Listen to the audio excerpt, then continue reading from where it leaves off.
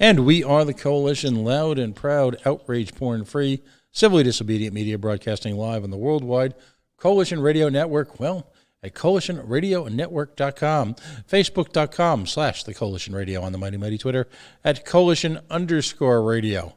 And, of course, the original mothership at coalitionradio.us. Joining me tonight is someone who is no stranger to our program. She was deemed a repeat offender. Wow, I think going back to Coalition 2.0, but here we are again, Coalition 3.0, addressing what is turning out to be a contentious budget/legislative season. It would appear, as always, in the halls of justice, justices in the halls, and coming up this Friday, it will probably go into Friday night, is a potential for a marathon session that will really determine no less than the ability of you as a Rhode Islander, and clearly a signal to our adjoining states and around the country, your right to arm oneself, your right to self-defense, your right to bear arms. In a time when we are experiencing, because of the pandemic, what I call the Zoomification of justice and legislation here, and civil rights and civil liberties, I should say, here in Rhode Island, where we have, under the category of never let a good crisis go to waste, the Zoomification of our legislative process is nothing less than taking citizen input and condensing it down to a 2-minute soundbite, with which, unless it's met with overwhelming rhetorical force, will result in the elimination of our civil liberties here in this state. Nothing less than that. Brenda Jacobs is here with us again. She has a variety of titles. I'll let her, she is a lobbyist on behalf of the Second Amendment for Rhode Island revolvers and firearms. She is also with a number of good government groups that engage in activities of hunting, fishing, sportsmanship, competitive shooting, really running the gamut. She's a community organizer in the very best sense, because she is effectively defending the rights of the ultimate minority in the state, and that is, of course, the individual. Brenda, welcome back. I probably garbled a couple of those organizational names. There is the sheer volume of groups that have mobilized over the last handful of years in order to support fundamental civil liberties in the state is awe-inspiring. So give us a breakdown of who you're representing tonight, and let's get right to Friday's entertainment. Well, first and foremost, I am the secretary and the lobbyist for Rhode Island Revolver and Rifle Association. I'm the president of the Federated Rhode Island Sportsmen, president of the Ocean State Junior Rifle Association, Rhode Island State CMP director. I'm a pistol instructor, a junior rifle coach, and I am a chief range safety officer. I'm a competitor too. That's really how this all started. When I was 11, I started competing with a .22 small bore rifle, and most recently an AR-15. So I'm a little embedded in the gun community.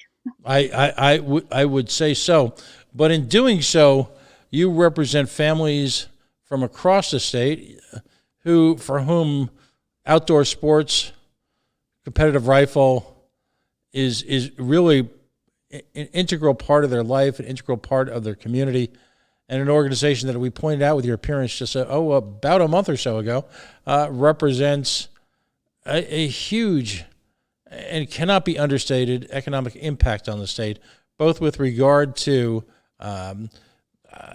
funds and taxes collected, the economic value of the open space that you folks manage, the impact on the environment that you folks are able to subsidize, and again, just the safety for all of those folks who at one point or another come into contact with this whole panoply of organizations.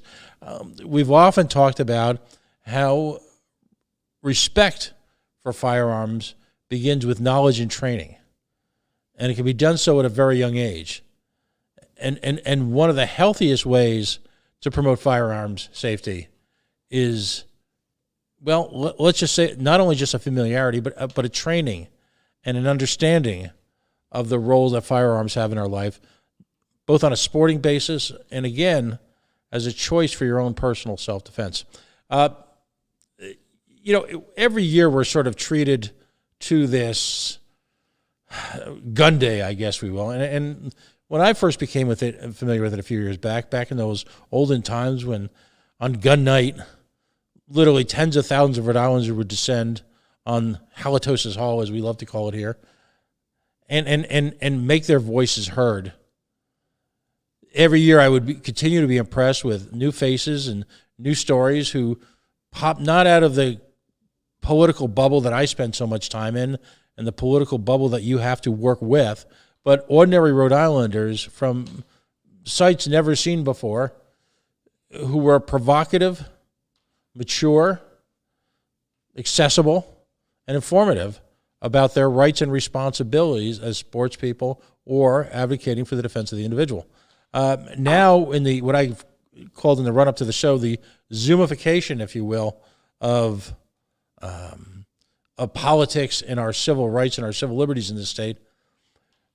Let's start from the beginning, talk about which bills you want to talk about tonight, but also let's talk about the process and how folks are going to be able to get involved on Friday, whether it be as someone weighing in remotely, as someone who's able to testify, as someone who's able to organize and or contribute to the cause.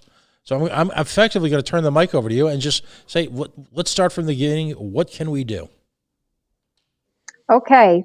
So the first thing is, obviously, we can't be testifying in person.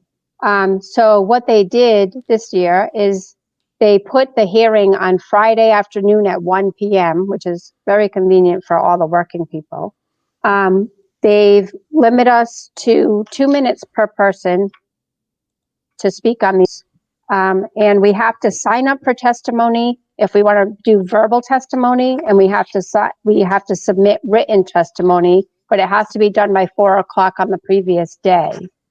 So we created a little bit of a challenge, but what we've done is with the Rhode Island Firearm Owners League website is we've actually made a landing page where you can actually go in and sign up to do verbal testimony and written testimony right on the page.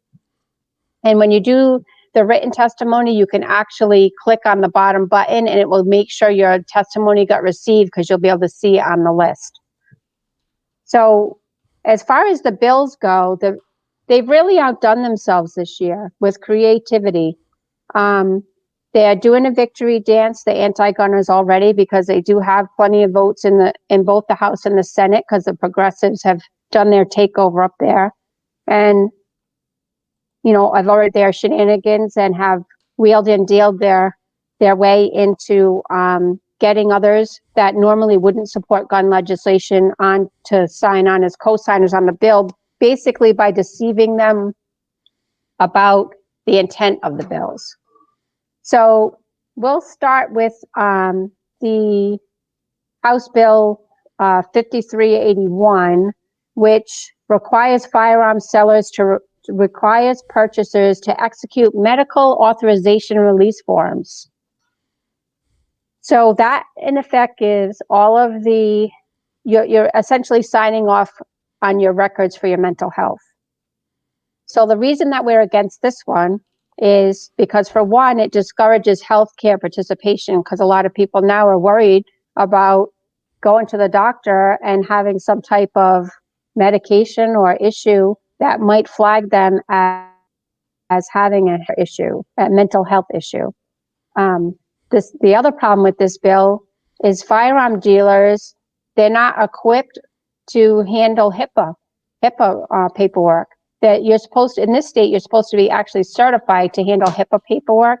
Are they going to require all the firearm dealers in this state, to become HIPAA certified? And then the other thing that's the most worrisome, and this also I am worried about in the federal bill, the HR 127, is that what is the cutoff for a mental health issue? If you go to grief counseling, are you now going to always have a mark on your record of having a mental health issue? What about taking medication like a Wellbutrin? Wellbutrin, as you know, a lot of people use to quit smoking, but that's also considered a mental health drug. So, if you have belief, I mean, you can't own a firearm because that's considered a mental health issue. Like, where is the balance? Where does this end? So that's a really dangerous law. And also remember, as I always say, even if you don't own a firearm, these bills are dangerous because they'll set a precedence, and they'll start at the guns, but what are they going to do next? What are they next going to ask you to submit these authorizations to release all of your records? And by the way, the Attorney General right now on his CCW application, you have to release your tax records as well. Juvenile records, tax records, public utility records, medical health records. And that's, again, that's open-ended with no closure. Let me jump in for a second. About 2 years or so ago, if my memory serves me correctly, there was a move and it was initiated by Peter Kilmartin, who at that point in time was the Attorney General, former Pawtucket police person, and he wanted to take the prescription medical database in the state, which confoundingly had been allowed to be created. And again, as always, when they start this legislation, to your point, it's for study purposes only, and we will make sure that the information within will be handled discreetly and with a great deal of respect for privacy. Now, this is at a time when the American people finally have gotten to the point, our culture, where folks who are suffering from depression or any one of a number of mental health challenges, I won't even call them illnesses per se, but challenges, because you're right, there's a wide range of the degree of suffering by these folks.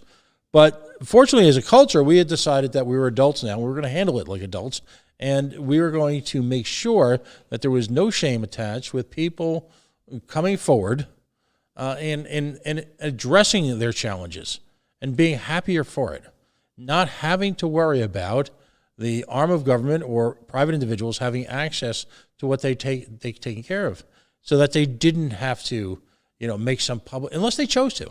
If they chose to, that was fine.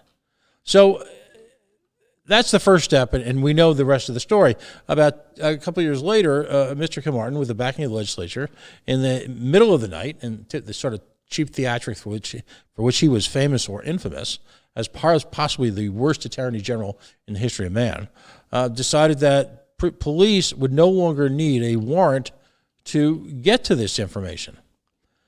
And the very people, because I fought alongside him, I'm a civil libertarian, the very people who are sponsoring this were the ones who were horrified, outraged that folks would have access to folks' mental health records. Because they realize, as they should realize right now, is that folks won't disclose it because of shame, sadly, or fear of disclosure or embarrassment, which they shouldn't. We all agree they shouldn't, but we're still human beings.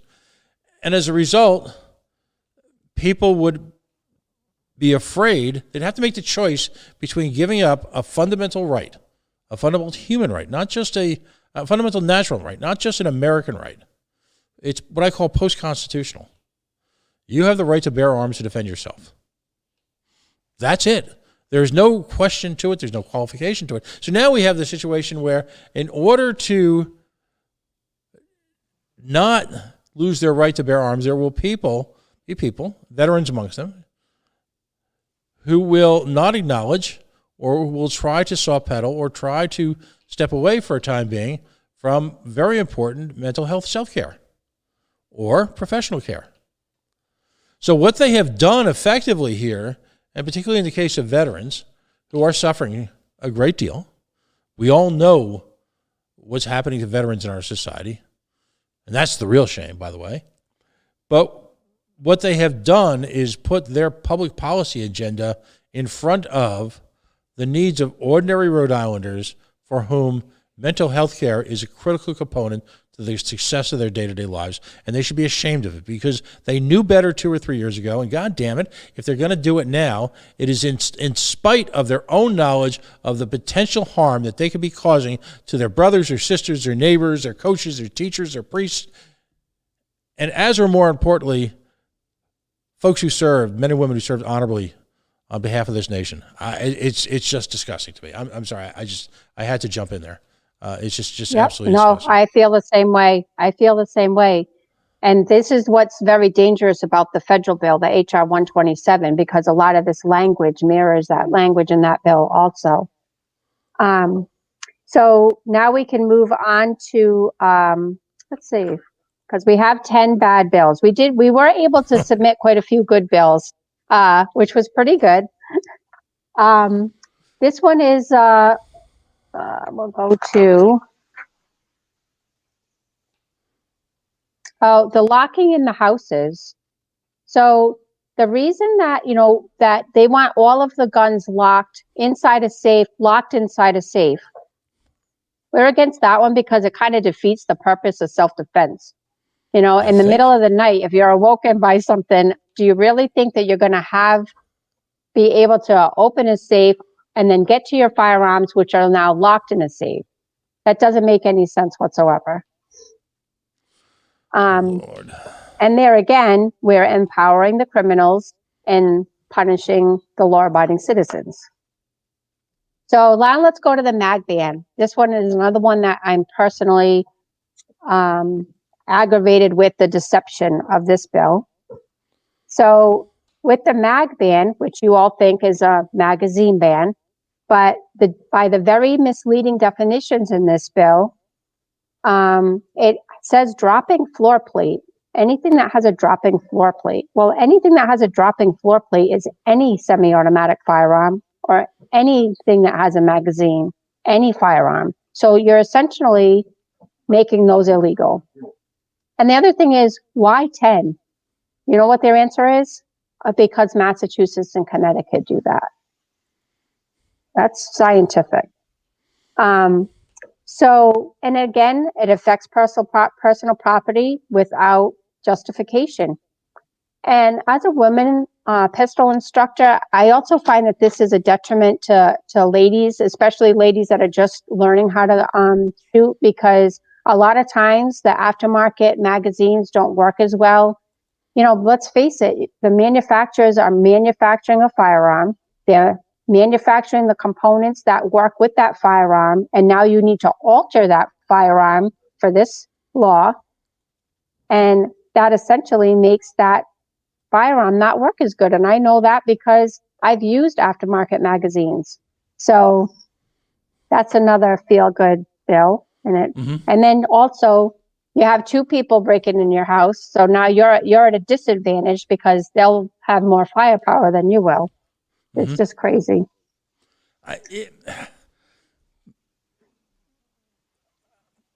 would feel better if, in fact, there was any sort of discovery process or public testimony, if you will, outside of a legislative chamber when it comes to the discussion surrounding these bills, because there is so much information being peddled. The first and most important of is that we live in a very dangerous state where gun crime is rampant. And you and I know that to be patently false. All right, that would be the first thing. So I guess, a couple of years ago, on an issue that I always talk about because I was involved in it, whatever, was the stadium issues, and to the eternal credit of the Senate Finance Committee, they commenced a statewide tour of folks and held hearings with the dreaded public, the great unwashed. Those, what was the line from a couple years ago? People clinging to their guns and religion. But it had two impacts. Number one, it showed firsthand just how many people were opposed to it. The stadium subsidy. And two, it had the opportunity where people could clear the air. They were given an opportunity to express their concerns and provide analysis, and often it was folks, once again, outside the bubble who were able to be pretty provocative. Here we have not just a stadium. We are talking about the subrogation, the abrogation, the elimination of again, I want to express this in as blunt terms as possible. Not just a constitutional right in the state of Rhode Island, not just a constitutional right, but a right that is so fundamental to the human condition that self-defense, as I like to say when you and I get together, is so important that one in the act of self-defense can commit and be justified, perhaps the most heinous act in our culture, which is, of course, taking the life of another individual. But it is considered appropriate when it is truly, not imaginary. We have courts to adjudicate this, right? Adjudicate us, say. We have courts to analyze this. We have a lot of ways that we can discuss whether or not an act of violence was in self-defense or another. But ultimately, that right, that act of self-defense is fully permitted, and it absolves one from the ramifications of taking another life. And yet we will take, in this case, 10 bills, cram it into an afternoon in the midst of a pandemic where clearly anyone who's tried to testify over the last few weeks, including myself, knows that you sit and wait for a call that may or may not come. A process so convoluted that, quite frankly, the folks who can barely control government at a time when we are living a quote-unquote normal life can barely take care of their business. And we're going to consolidate that all into one day. It is disgusting. But please, continue. It is disgusting. I'm not gonna argue with you. Let's move on to our assault weapons ban. Oh, assault weapons. So another one that I had pet peeve about is another misleading terminology, because they're always like, oh, we're not taking away your Second Amendment rights. Oh, we're not taking away all guns. We're just eliminating the assault weapons. Well, then you read the definitions or their definition of assault weapon, and it lists anything that can hold a bayonet.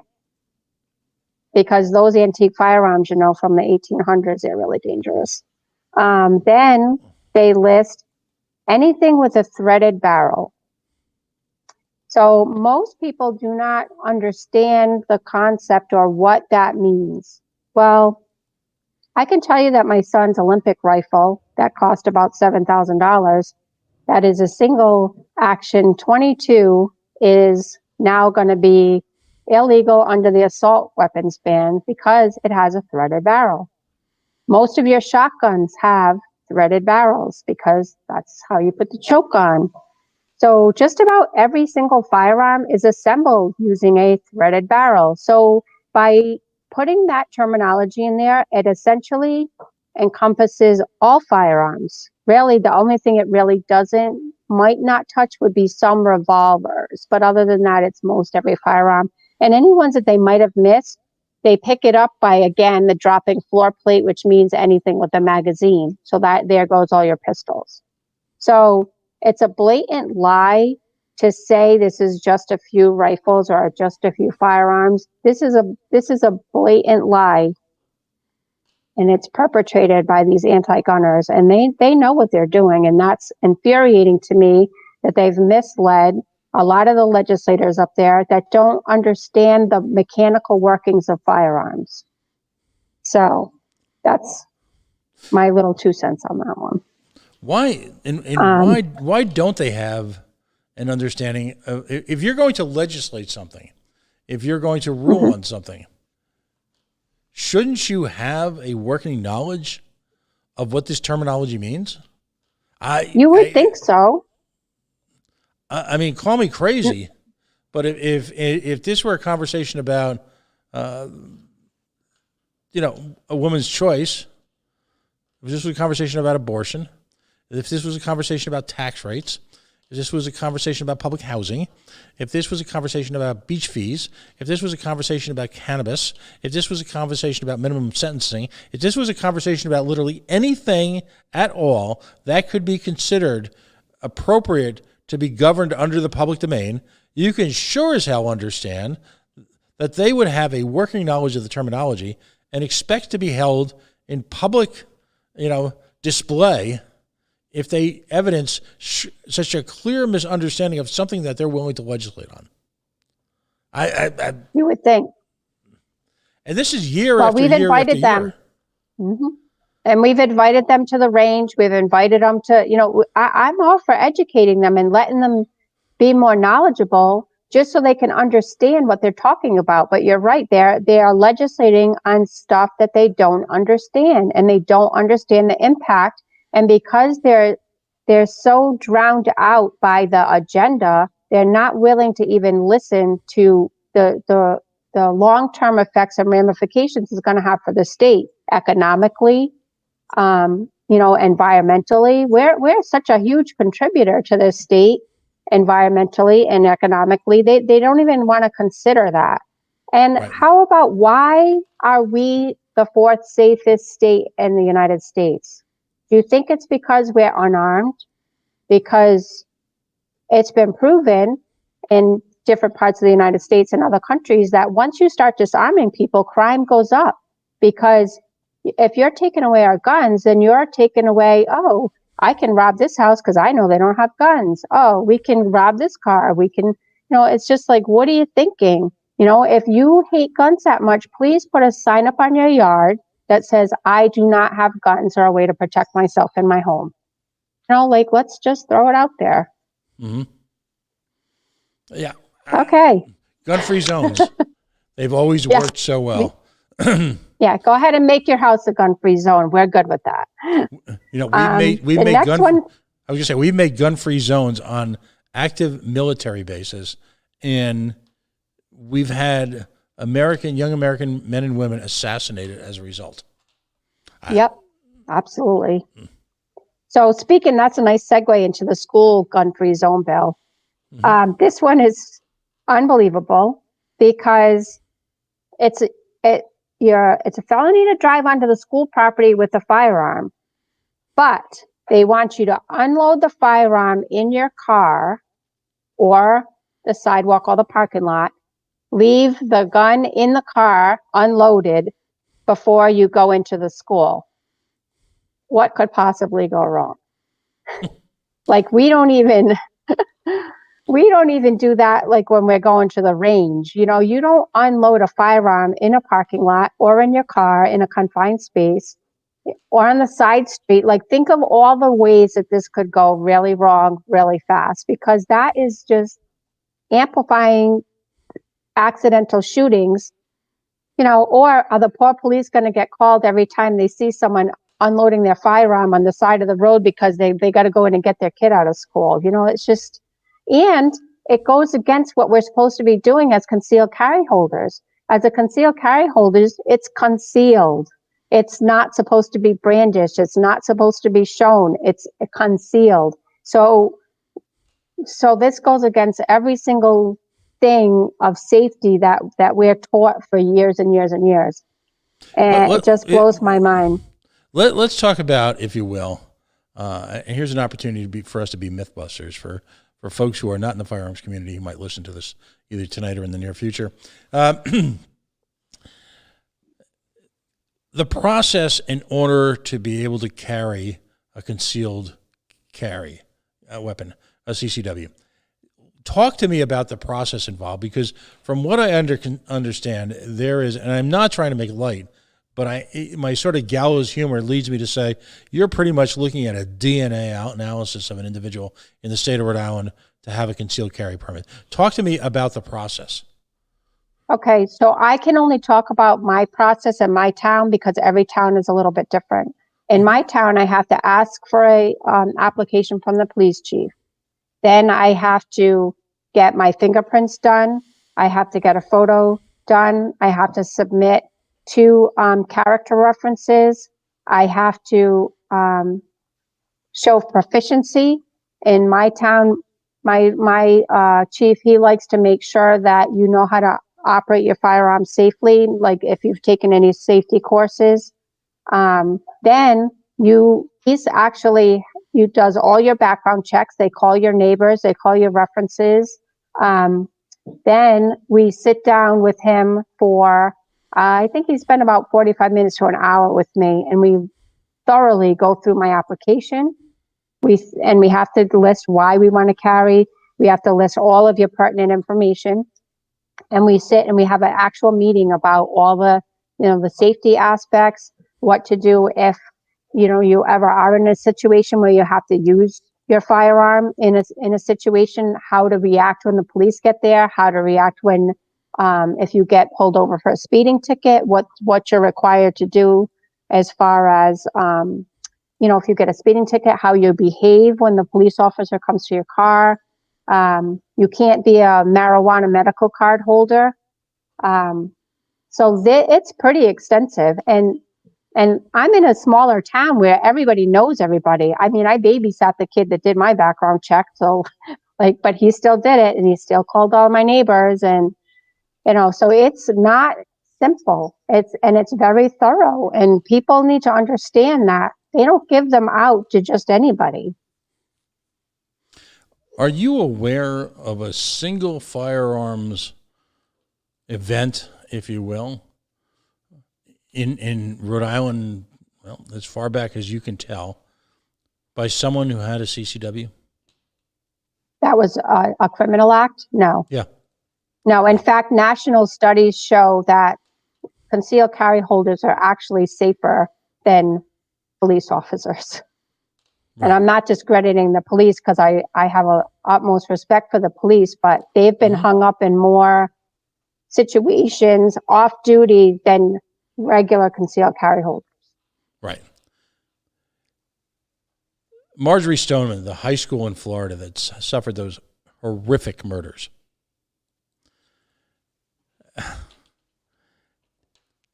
The police response to that, I'll just approach this generically. It's a sensitive subject. The police response to that was, one could argue, inadequate, wasn't it? Yes. Very. There's a theory about the good guy being at the scene of a crime. And we saw that recently at a church shooting, which was horrifyingly graphic, recorded on video. And what you see is the bad guy, and they had their own security force, their own trained security force. And what you saw there was the quote-unquote bad guy shoot someone, and with almost clinical detached skill, a member of the security force of the chief of that church take that person out. Mm-hmm. And you saw, as a result, a significant saving of lives. From your personal experience, as someone who I would argue to say has got the most, I'll put it this way, it would be difficult for me to figure out anyone in Rhode Island who has more hands-on experience with weapons, more hands-on experience with training people on weapons, more hands-on training, more of a variety of people with weapons, who is intimate literally with these type of weapons at virtually every level. I would be hard-pressed to find someone in the state of Rhode Island who has more experience than you do. I just can't imagine it. From your experience, does the potential to have the good guy, as they say, at a school, potentially a huge benefit for the safety of the individuals at that school? Yes. I firmly believe that, and I believe it on two levels. For one, if it's not a gun-free zone, that school is less likely to be targeted. And that's also an independent study by crime.org has been done on that. And 92% of all mass shootings in schools were done in gun-free zones. So you put that little element of, there might be someone there that's going to resist me, because let's face it, every mass shooting ends when a good guy shows up with a gun. And if it was my kids in that school, which my kids are older, but I do have nieces and nephews, and I would pray that if there was someone showed up at their school with, to do harm, I would pray that there was a concealed carry holder there to mitigate the situation. Because again, and we're speaking in a broad brush here, is it fair to say that your typical concealed carry holder is amongst the most highly trained users of weapons, both with extreme experience levels possible. Is that a fair statement? To be honest, I like to see proficiency, and when I spend time with people, I want to make sure that they're comfortable with their firearm, and it takes time, and people have to commit the time to do that. Mm-hmm. And there are a lot of there's a lot of resources out there that get people to be able to get trained better and be more familiar. That's my personal preference when I'm spending time with people. I want them to be comfortable and familiar. And I hope that every trainer out there does the same thing. But I would say, yes, they are comfortable enough with their firearms to be able to assist in a situation. And let's face it, that's not for everybody either. Some people might freeze. Some people, won't engage. And that's okay, because really the last thing that you want to do is ever have to use your firearm. But, that's, people think that we're gun crazy and blah, blah, blah, but that's brandishing, and we're not supposed to brandish. And the last thing we ever want to do is have to hurt another human being. And yet there's more legislation, isn't there? Yes. Let's keep going. Okay. Let's see. What else do we got? By the way, all of this is going to be... now it's just all stupid. Right. But I want to set the right framework here. All of this is going to be discussed in one day. Yes. We have 10 anti-bills, and then we have like 9 good bills. Because let's talk about, for the good bills for a minute, we're working on reciprocity. Mm-hmm. And that's a good bill. We're talking about reciprocity with Connecticut and Massachusetts, which will help the people that live in like Bristol, Warren, because they have to cut through Massachusetts sometimes, and down in Westerly, where they have to drive into Connecticut, to get from one part of town to another. So, reciprocity would be a good bill for that. And reciprocity so that other states can recognize Rhode Island permits, because, other states, it's just back-ass words right now. Right. So there are like 4 different reciprocity bills. I think one of the most important pro bills would be to the Attorney General to please give us a usable crime report. Every year we come up here to the State House, and we have to pay for public records requests and go through all of that public records requests to just try and get bits and pieces of information that would be so beneficial to be using during this legislation. Why are we doing all of this when we've had 63 gun crimes? Why are we doing this when some towns have 0 gun crimes? So if we had a usable report that actually broke down what the charge was it a firearm that was stolen from a home? Was it a firearm that was brought in from another state? Was it a straw purchase? Well, then we would know where the issue is, and then we could address it accordingly, rather than doing this giant sweep on law-abiding citizens. And we're getting hung up for crimes we never intend to commit. It's just, I wish that he would really give us a usable report, because the data is really good once you start getting it. And it's really, every year I see our crime rate go down and our gun violations go down. And I'm like, why are we doing this when we're the 4th safest state in the country? It's such a waste of time. And it's an agenda. And it's just, like I said, systemic disarmament. That's what they're working on. Ultimately, what's the point? Where do we end in terms of what's the end game in all of this? I mean, you keep rolling back. It's my contention that a number of the groups involved are, there's considerable funding for them. I mean, what? I think it's full out just disarmament. I really feel like they want to just do away with the Second Amendment and disarm everybody. I feel like, as our government gets more progressive, they feel like we're not capable of making decisions for ourselves. And I also don't feel like they have good intentions for us. Right. Quite frankly. Right. Because ultimately, the central question still should be why, despite all these laws, despite all this legislation, despite all of this drama, despite all of the angst to Sturm und Drang, despite all of the headlines, the endless amount of money spent by anti-gun efforts, despite all of this,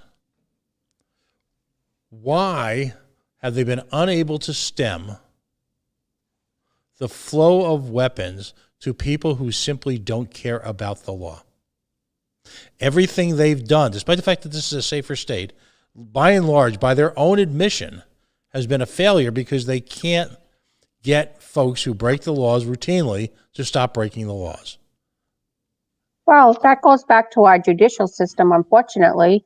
What happens is they let these criminals out, and they're repeat offenders. Most crimes, when we look them up and we do the public records request, they're repeat offenders. Like the sting that happened in Providence, I think it was 2 years ago, where they got the 26 people that on all the gun charges. Well, we took their names because they listed their names and ages in the paper, and we did a court search on them. Some of them, 7 of them, had been released 3 days prior on gun charges. Why? Why is that happening?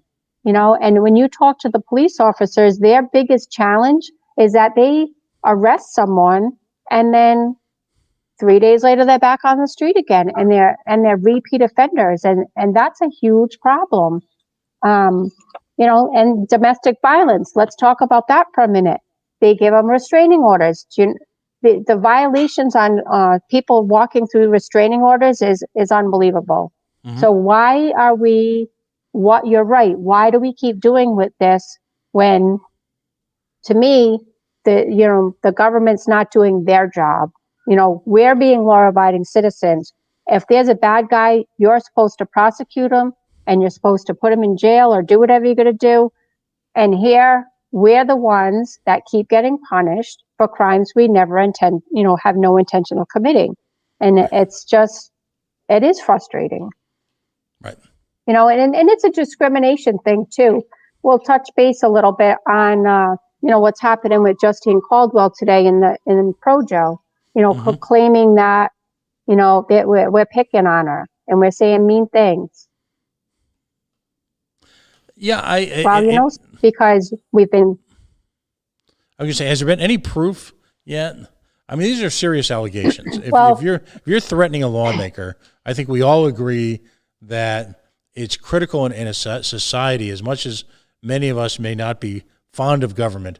It's critical in a society to maintain the respect for the physical safety. Well, everyone, but in particular, people who extend themselves, regardless of how we feel about their politics, to be lawmakers. I'm not aware of anybody in any of the movements that we've talked about who would seriously even think about, and remember, this is someone who put this to paper, so not only did they think about it, they decided to write it down and then send it. Right. That is fundamentally, wow. That stands fundamentally opposite to everything that you and I and everyone who believes in individual respect would ever do. So you would think she would have called the police. And quite frankly, if someone had issued a death threat or a physical threat to a lawmaker, I'm with you 100%. Even if their politics are completely different. They should be held. They should be held accountable. There's no doubt about it. So the funny story about this is that incident happened 3 weeks ago, because she was talking to her colleagues at the State House about that incident 3 weeks ago. Ironic that it shows up on Gun Week, right? Right. And not only that, not to discredit the it really should not have happened at all, but this is also what happened to her when she put her abortion bill in. And this is also what happened to her when the gun bills were put in 2 years ago. It's a pattern of behavior for her at this point. Right. So it's just pandering to her agenda. Right. And she really needs to think about how she treats her constituents. She isn't respectful enough to even consider us a constituent. We're a yellow shirt or a gunner, or, she has all these little terms for us. It's like, no, we're a constituent. Right. And she should respect us as constituents, whether she agrees with us or not. She's up there to represent us. And right now she is not representing a good portion of her constituents. Or I would even go so far as to say a majority of them, because we did a petition and a lot of people in East Greenwich and West Greenwich signed that petition. So, she's just, but it does, the apple doesn't fall far from the tree, because we have, David Cicilline saying we're white supremacists because we're gun owners. So, right. I mean, it's just, you want to not be that frustrated, but you're coming off a year of being locked down from COVID. Now you have all these bills comes out that are going to infringe on your rights and take your personal property and everything else, get your health check. I mean, just total intrusion of your privacy. And you can't go up there and rally. You can't go up there and testify. So people are just at their wits' end. And now you get a disrespectful representative that can't even give you the time of day because her ideas don't match with yours. It's the perfect storm. And, it's sad. That in my community, we try and keep everybody respectful and courteous and polite. But how do you keep doing that when you're not getting the same respect from the people that are supposed to be representing you? Right. No, again, it really does come down to a question of respect, because ultimately all lawmakers represent their communities. They don't represent the left wing of their communities. They don't represent the right wing of their communities. They certainly don't represent one ethnic, religious, or other group. They just simply don't. Our governor, unfortunately, our new governor, is a self-styled moderate Democrat. His comment to me in writing: the lieutenant governor has long been on the record in support of banning the sale of military-style weapons, limiting the number of rounds a magazine can hold, and preventing civilians from carrying a concealed weapon on school grounds. These are not new policy standards. Are there any military-style weapons involved here? What is a military-style weapon, by the way? Well, military-style weapon is generally a fully automatic weapon, which are already banned. And if you can get one, it would be by permit only, and that's almost impossible to get. So, again, people don't understand, like the AR. Oh, it looks scary. Oh, well, you know what? Most of the scary looking features on that are actually safety features. I know because I shoot one. So they just don't understand. They don't understand what they're talking about. So they just say, oh, it looks scary. My son's Olympic rifle. It looks scary. It looks like a space gun, but it's a 22 single action, bolt action rifle. But they're judging stuff on looks. They're not asking about the safety features. They're not asking about the functionality. They're not asking any of that, and they shouldn't be making these laws if they don't understand what they're talking about. And not only that, they can't even tell you what the crime statistics are. When you ask these people if they've ever read the State Police Uniform Crime Report, nope, haven't seen it. Well, why don't you look at that and see what the actual crime rate is? Did you know we have a gun court in this state? Did you know that, Pat, that we have a gun court? No, I actually knew that, yeah. But it's... Okay. Well, most people don't know we have a gun court. Right. And when you start looking at gun court statistics and how many cases are actually go through the gun court, and then 40% of the gun cases are disposed before they even hit the court. And then, 2% of them do more than 10 years in prison. 2%. Meanwhile, But, anti-gun advocates like Jason Knight have built a career out of defending the very people that he would purport to save us from. That's another conversation. He couldn't. Yeah. Well, let's talk about Jason Knight, because Jason Knight helped Justine write the bills, right? Mm-hmm. So Jason Knight's website is back up, and the testimonials are back up, by the way. The ones that brag about him getting people the gun charges dropped, brag about getting the domestic violence charges dropped. So here you have a person that is actually on judiciary, actually writing bills and actually helping these criminals get off of these charges and making money at it. I feel like that's a direct conflict of interest. Yeah, then that's interesting. I mean, I would argue that on one hand, every defendant in our criminal justice system deserves the very best representation that they can get, allegedly, regardless of whether they can afford or not. But at the same token, if one is, if I had a tax accounting business, I don't think I should be able to write tax law. If I have a construction business, I probably shouldn't be involved in either zoning laws or construction safety legislation. And in the same method, I'm not quite sure how Mr. Knight gets away with the notion that he can essentially, write the legislation that he is then highly compensated, God bless him, to foil. It seems like a clear conflict of interest to me. But I want to close the night out, if you will, on a political question. You can choose to answer this or not. Seriously, you and I talk hard facts. We don't really dive into the political as much in terms of elections. So I know that you're a lobbyist for the organization. If you don't feel comfortable discussing this, that's fine. But Lieutenant Governor McKee became Lieutenant Governor largely on the backs of a number of citizens groups, one of which was the support of the Second Amendment community. Yes.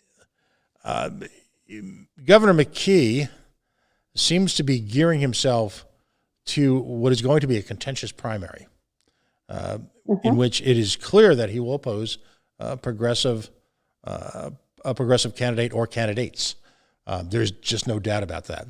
And it is also clear that Governor McKee would dearly like to have another 2 terms as governor.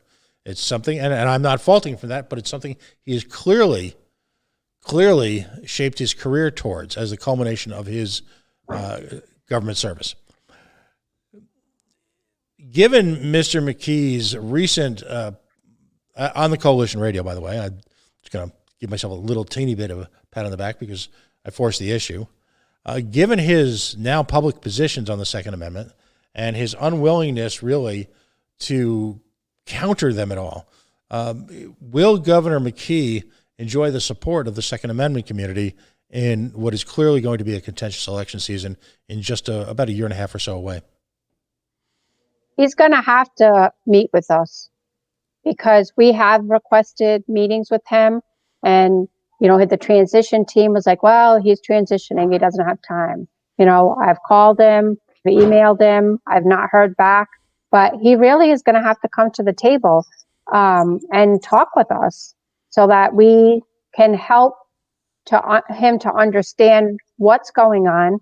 Because even if he's not a gun person, I feel like the economic side of this issue would help him to understand the value that we have. Mm-hmm. And I feel, again, that the anti-gun movement is up there in his ear, lying to him every day. Their website is full of lies. Their lobbyists are full of lies. Like, there is nothing that is honest and transparent about anything they're doing, especially their money circle. Their money circle is insane. They always say that NRA funds us, but last year NRA gave their lobbyists $5,973. They took in $1.3 million. So there's not even a close comparison there. So, I feel almost bad that he's being betrayed by them. Right. And I hope that he gives us the opportunity to come to the table and let us at least talk to him about our side. Right. But until then, we've actually changed our tune. We're not endorsing anybody unless they are, A++, because too many times in Rhode Island, we've been, Senate president, for example. We've always helped him. We've always supported him, and now he's turning on us. So, that's just a whole nother story, but the wheels, you know how the deals go in Rhode Island, all the backroom deals. Well, yep. We're going to be cautious about endorsements. Right. Well, there's an old Rhode Island saying that I love to invoke, and these are probably good words to send a signal to elected officials. The late great Vincent A. Buddy Cianci used to say, "Don't step on the foot today that's connected to the ass you'll have to kiss tomorrow." Right.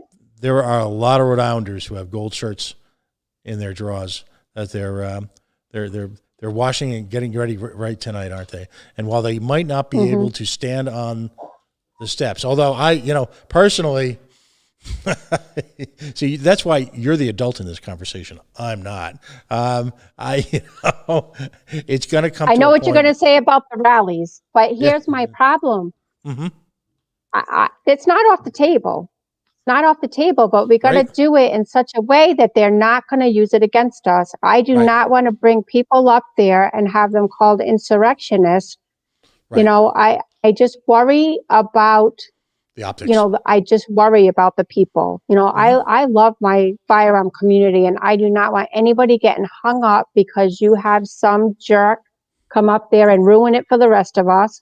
Or, false accusations, and, they need that type of drama to push their agenda. And that's a fine line for us to have to walk, to make sure that we're being heard, but not being used as a tool against us. You folks have done a wonderful job. And by the way, congratulations today on your efforts across Rhode Island media. You continue to present a responsible, mature, professional outlook that is fact-based, that is articulate and accessible. Let's close out. How can folks weigh in, understanding that, as we like to say here in the coalition, that folks in the Second Amendment community, and it spans an unimaginable array of Rhode Islanders. It is a true mosaic. But how can they, given the fact that they will not be able to vote themselves on this legislation, given the fact that so many of these representatives are just simply, once elected, impervious to any real contact or connection with their communities, how can folks weigh in? Which website should they go to? And what can they do before Friday? Okay, to testify verbally or written, you need to go to the rifle.org website, and there's a landing page there where you can access all the information that you need to testify and to sign up. But that doesn't end there, because what we're hearing from legislators is that they need to know from their constituents where people stand. So you need to email them, you need to call them. Very important, because the other side is robocalling them, so that you have to call them and say, I am your constituent. My name is, I live at, and then you have to say, I want to know how you're going to vote on this upcoming legislation.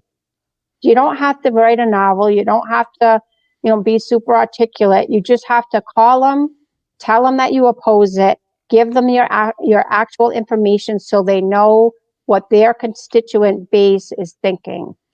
And believe me, I've seen some of the texts that have gone out by the other side, and they're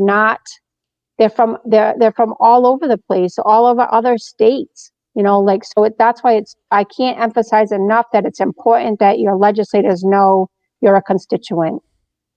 Excellent. And don't let up. If you're not getting an answer from them, go to their door. Really, don't let up. You have to get them to tell you what they're thinking and how they're going to vote, and let them know how you feel, because it's the only way right now you're going to get heard. And folks in Cumberland, Alex Marzulkowski is the state rep for North Cumberland. He sold us out on the stadium. He's a big part of the former regime. You don't get to be assistant to the director of the associate counsel on the finance committee like he is, unless you pretty much sell part of your soul to the devil. But let's let folks know that they're reaching out to Mr. Marzlikowski and give him a high and a happy. And by the way, the phone call should always be polite. They should always be respectful. As frustrated as people are, there's a lot of anger there in the streets right now because of the way business has been shut down, the government really taking advantage of the pandemic and limiting constituent contact on issues.